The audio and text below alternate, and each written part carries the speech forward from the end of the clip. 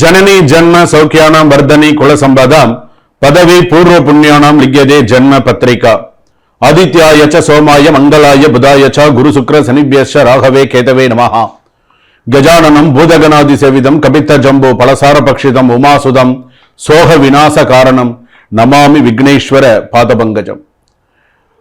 உலகெங்கும் வாழக்கூடிய next gen நேயர்கள் அனைவருக்கும் வணக்கம். நான் உங்கள் டாக்டர் வி ராஜ்குமார் சிவாச்சாரியார் பேசுகிறேன். எல்லாரும் எப்படி இருக்கீங்க? நலமா இருப்பீங்க நம்புறேன். தற்போது நாம் பார்க்கக்கூடியது இந்த வார ராசி பலன் எப்படி என்று சொல்லக்கூடிய வகையிலே திங்கட்கிழமையிலிருந்து ஞாயிற்றுக்கிழமை வரைக்கும் வார ராசி பலன் எப்படி இருக்கு அப்படிங்கிறத நம்ம தெரிஞ்சுக்கிறோம். அதாவது வாழ்க்கையில் நம்ம நிறைய விஷயங்களை கடந்து வந்திருக்கோம். வாழ்க்கையில் நிறைய விஷயங்கள் இனி கடந்தும் போக போறோம். நிறைய விஷயங்கள் இருக்கு, பிளஸ் மைனஸ் நிறைய இருக்கு. எதற்காக இந்த வார ராசி பலன் அப்படின்னு சொன்னா, இது பாத்தீங்கன்னா நீங்க தெரிஞ்சுக்கணும். சோ எனக்கு இதெல்லாம் நடக்குது, எனக்கு இதெல்லாம் நடந்துட்டு இருக்கு, நான் இந்த விஷயத்துல இனிமேல் கவனமா இருக்கணும் அப்படின்னு நீங்க தெரிஞ்சுக்கிறதுக்கோசரம் தான் இந்த வார ராசி பலன். நீ இப்படி இருக்கணும், இதெல்லாம் உனக்கு மைனஸ், இதெல்லாம் உனக்கு பிளஸ், நீ இப்பெல்லாம் இதை செய், இதெல்லாம் இதை நீ செய்யாத, கொஞ்சம் கவனமா இரு அப்படிங்கிறதுக்கோசரம் தான் சொல்றது. 27 நட்சத்திரம், 12 ராசி, 9 கிரகம், இது நம்மளுடைய ஆளுமை. நம்ம ஒரு மனிதனாக பிறந்தவனுக்கு அதுக்காக தான் இந்த வார்த்தையை நம்ம சொல்றது. ஜனனி ஜன்ம சௌக்கியானம் வர்தனி குல சம்பதாம் பதவி பூர்வ புண்ணியானாம்.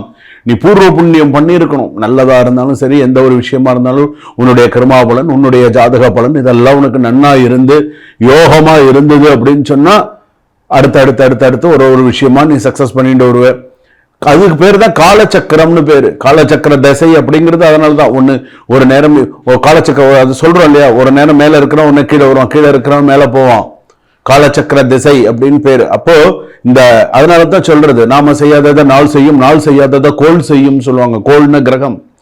சோ அப்ப இந்த 9 கிரகமும் இப்ப இந்த வார ராசி பலனுக்கு நமக்கு என்ன சொல்றது, நம்ம ராசிக்கு என்ன சொல்றது? இப்போ முதல் விஷயம் எடுத்தோம்னா அஸ்வினி நட்சத்திரம், பரணி நட்சத்திரம், கிருத்திகை நட்சத்திரம் 1ஆம் பாதம் வரையில மேஷ ராசிக்கு எப்படி இருக்கு அப்படிங்கறத நம்ம தெரிஞ்சுக்க போறோம். சோ முழுமையா வீடியோவை கடைசி வரைக்கும் ஸ்கிப் பண்ணாம பாருங்க. அப்பதான் இடையில நான் ஏதாவது ஸ்லோகம் சொல்லியிருக்கேனா, சோ ஏதாவது அந்த ராசியை பத்தின விஷயங்கள் ஏதாவது சொல்லியிருக்கேனா அப்படிங்கறது உங்களுக்கு முழுமையாக நீங்க தெரிந்து கொள்ள முடியும். உங்களை பத்தி தெரிஞ்சுக்கிறதுக்கு நீங்க கொஞ்ச நேரம், உங்களுக்காக சிறிது நேரம் நீங்கள் ஒதுக்க வேண்டும். சில ராசிக்காரர்கள் தனக்கான வாழ்க்கையை வாழ்ந்திருக்க மாட்டாங்க. அதனால தான் இதை முக்கியமான ஹைலைட் பண்ணி சொல்றேன். என்ன நடுவில் எல்லாம் நீங்க கேட்டுட்டீங்க அப்படின்னு சொன்னா உங்களுக்கு உங்க ஜாதகத்தை பத்தி நீங்க சிறப்பா தெரிஞ்சுக்கலாம். சரிங்களா? தனுசு ராசி நேயர்களே, தனுசு ராசி எப்படி இருக்கு? மூல நட்சத்திரம் தனுசு ராசி, போராட நட்சத்திரம் தனுசு ராசி, உத்திராட நட்சத்திரம் தனுசு ராசி. இது பாத்தீங்க அப்படின்னா லேசியா இருந்தா வாய்ப்பு கையை விட்டு போயிடும். அதாவது சில நேரங்கள்ல சோம்பேறித்தனமாக, சில நேரத்துல சரி அப்புறம் பார்த்துக்கலாம் அப்புறம் செஞ்சுக்கலாம்னு ஏதாவது ஒரு சில விஷயங்கள் செய்ய போக அது ஒரு சில பிரச்சனையில இருக்கு. ஒண்ணு. இன்னொன்னு என்ன அப்படின்னு கேட்டா, இந்த 2026 அப்படின்னு எடுத்துக்கும் பொழுது உங்களுடைய தாயார் உடல் நலத்தில் கவனம் தேவை. இப்ப நீங்க தனுசு ராசியா இருக்கீங்க, அம்மா இருக்காங்க வீட்டுல வேலை பார்த்துட்டு இருக்காங்க, ஹவுஸ் ஒய்ஃபா இருக்காங்கன்னா அவங்களுடைய உடல் நலத்துல கவனம் சொல்லுங்க. அவங்களா உங்ககிட்ட சொல்ல மாட்டாங்க, எனக்கு உடம்பு முடியல, எனக்கு அப்படி இருக்கு இப்படி இருக்குன்னு. அவங்க வாட்டுக்கு ஏதோ வேலையை பார்த்துட்டு, அவங்க ஏதோ வெந்தத்தை தின்னுட்டு ஏதோ வேலையை பார்த்துட்டு இருப்பாங்க. ஏதோ ஒரு வேலையை பார்த்துட்டு அவங்க சொல்ல மாட்டாங்க. ஸோ நம்மளால எதுக்கு அவங்களுக்கு கஷ்டம் அப்படின்ற மாதிரியே தான் இருப்பாங்க. நீங்களும் அவங்க கிட்ட உட்காந்து பேசி, அம்மா உங்களுக்கு உடம்பு நல்லா இருக்கா, உங்களுக்கு எதுவும் வேணுமா, என்ன ஏது, டாக்டர்கிட்ட கூட்டின்னு போகணுமா, உடம்புலாம் நல்லா இருக்கா, அவங்கள ஒரு தடவை அந்த மாதிரி கொஞ்சம் அரவணைப்போட அம்மாவை கொஞ்சம் பார்த்துட்டீங்கன்னா நல்லது. இது நான் உங்களுக்கு சொல்ல வேண்டிய என்னுடைய கடமை.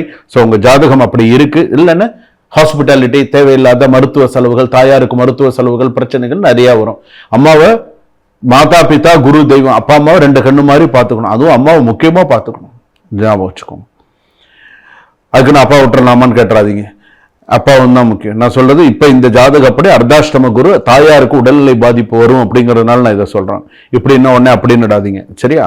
அடுத்ததா பாத்தீங்கன்னா ரொம்ப ஓவர் கான்பிடன்ஸ் இல்ல, அண்டர் ஆக்ஷன், அதான் டேஞ்சர் ஆயிடும். கொஞ்சம் பார்த்துக்கோங்க. ஸ்லோ மூவ், கொஞ்சம் பிக், கொஞ்சம் வேலை விஷயங்கள், பண விஷயங்கள் எல்லாம் கொஞ்சம் கவனமா இருங்க. சுபகாரியங்கள், சுப விசேஷங்கள்லாம் நடக்கும். நிறைய நல்ல விஷயங்கள்லாம் நடக்கிறதுக்கான வாய்ப்பு இருக்கு. ஒர்க்ல கொஞ்சம் ஸ்லோ ப்ராக்ரஸா தான் இருக்கும். சில பேருக்கு சில அந்த ப்ராஜெக்ட் எல்லாம் கிடைக்கிறது கொஞ்சம் கஷ்டமா இருக்கும். ப்ராஜெக்ட்லாம் ஃபினிஷ் பண்ணியிருப்பீங்க மேக்ஸிமம். நெக்ஸ்ட் ப்ராஜெக்டுக்காக வெயிட் பண்றீங்க, அது நல்ல ப்ராஜெக்டா கிடைக்கிறதுக்கான வாய்ப்புகள்லாம் இருக்கு. கொஞ்சம் சுறுசுறுப்பா இருக்கிறது நல்லது, இல்லைன்னா வேற யாராவது அந்த இடத்த நிரப்பிடுவாங்க, பார்த்துக்கோங்க. ஹார்ட் ஒர்க் மட்டுமே சொல்யூஷன். நீ என்னைக்கு ஹார்ட் ஒர்க் பண்றியோ அப்பதான் உனக்கு நல்ல சொல்யூஷன். நீ ஹார்ட் ஒர்க் பண்ணலன்னா உனக்கு you will not get that solution. ஞாபகம் வச்சுக்கோங்க. டிலே டிசிஷன் ரொம்ப லாஸ். கொஞ்சம் பார்த்து ஆக்டிவா இருங்க, அப்பதான் ப்ராஃபிட் பார்க்க முடியும். ஆக்டிவா இல்லைன்னா முடியாது.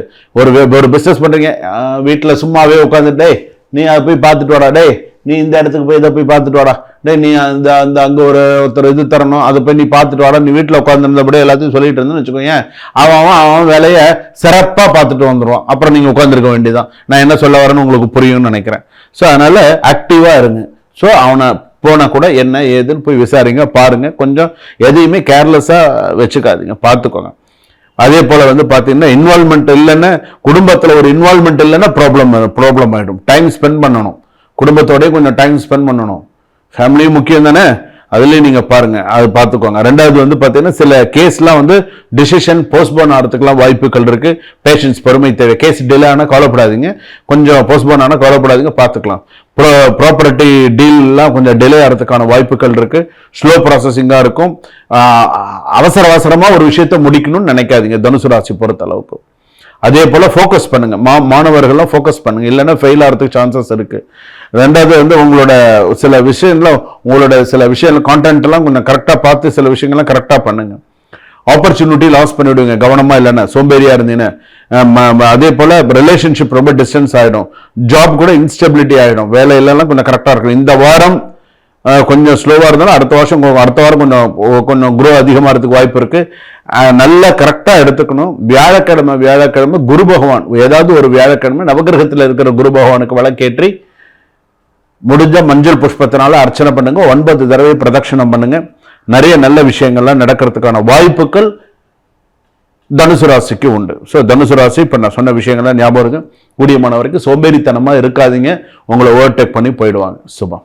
இதுவரையில் நாம் பார்த்தது இந்த வார ராசி பலன் என்ற வகையிலே பொது ராசி பலன்கள். இந்த 12 ராசிக்கு நான் கணித்தது இதுதான். நல்லா நீங்க அண்டர்ஸ்டாண்ட் பண்ணிட்டு இருப்பீங்கன்னு நினைக்கிறேன். இந்த 12 ராசிக்கு இந்த வாரத்துக்கு இப்படித்தான் இருக்கும்னு டாக்டர் ராஜ்குமார் கணிச்சிருக்காரு. இது இப்படிதான் இருக்கும் அப்படிங்கிறது.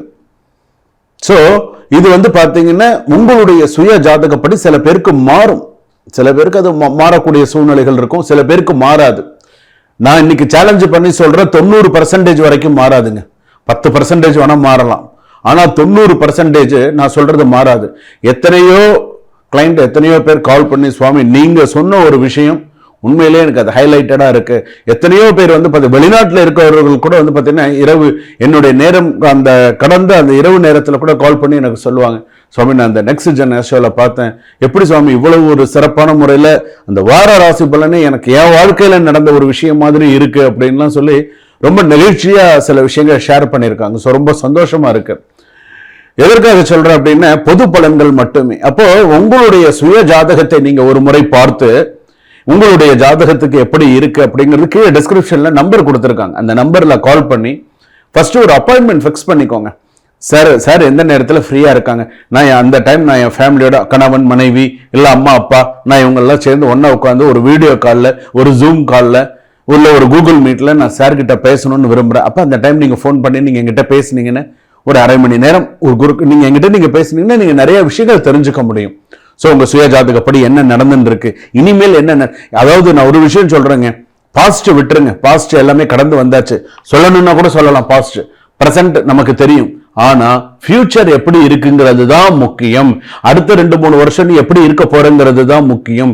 இன்னைக்கு காலகட்டத்தில் இன்னைக்கு மனுஷன் நம்ம எவ்வளவு கஷ்டத்துல இருக்கோங்கிறது நமக்கு தான் தெரியும். அதனால ஃபியூச்சர்ல நீ எப்படி இருக்க அப்படிங்கிறது தான் மிக முக்கியமானது.